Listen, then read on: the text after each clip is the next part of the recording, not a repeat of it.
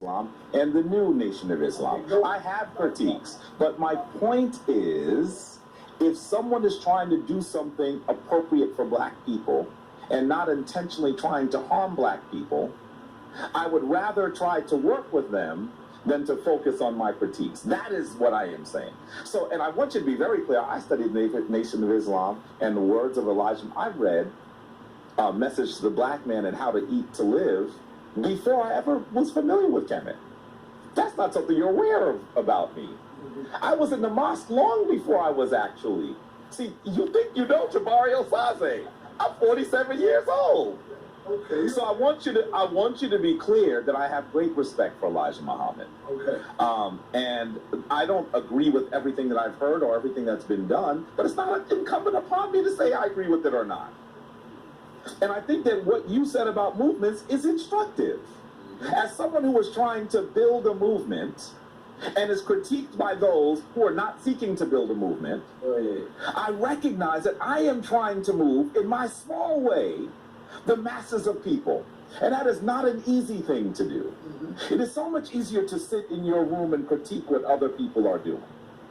And so if you have a critique, you had better be even trying to do something yourself or be involved with that which with your critique. That is what I am saying. So if you're just going to critique from a side and pick up your pen or grab your keyboard and critique and then do nothing else, you have no right. This is what you were saying. You have no right to critique because you do not understand what it takes to move the masses of people. So will not be. Listen, and never will be. So this is the challenge. This is the challenge. This is the challenge.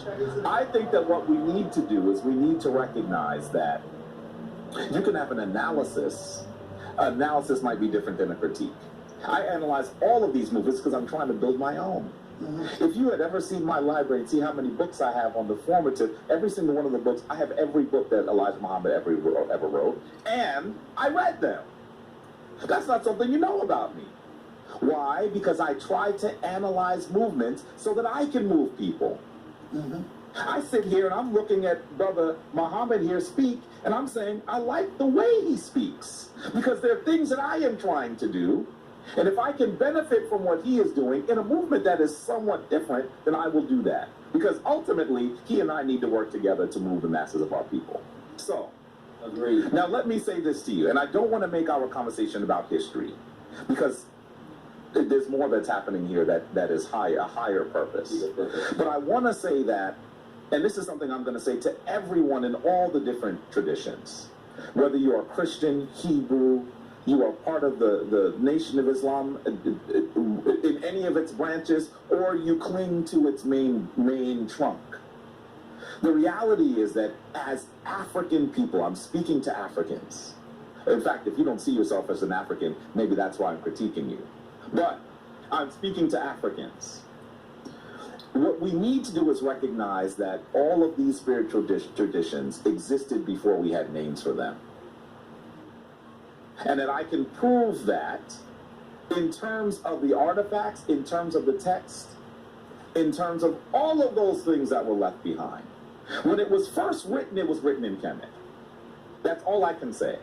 When it was first written, it was written in Kemet. And you will see, now let me be clear, I'm saying it existed before Kemet. And I don't think that people, even particularly in the Hebrew Israelite community, hear me saying that. They need to hear me say that. This is an African story. Now, for us to try to put the Abrahamic traditions prior to those things that came before, that we can define as coming before, that we can prove indubitably as coming before, that doesn't make sense to me. But I will say to you that if they had a proper understanding of African history, they would instead see their traditions as a continuing story.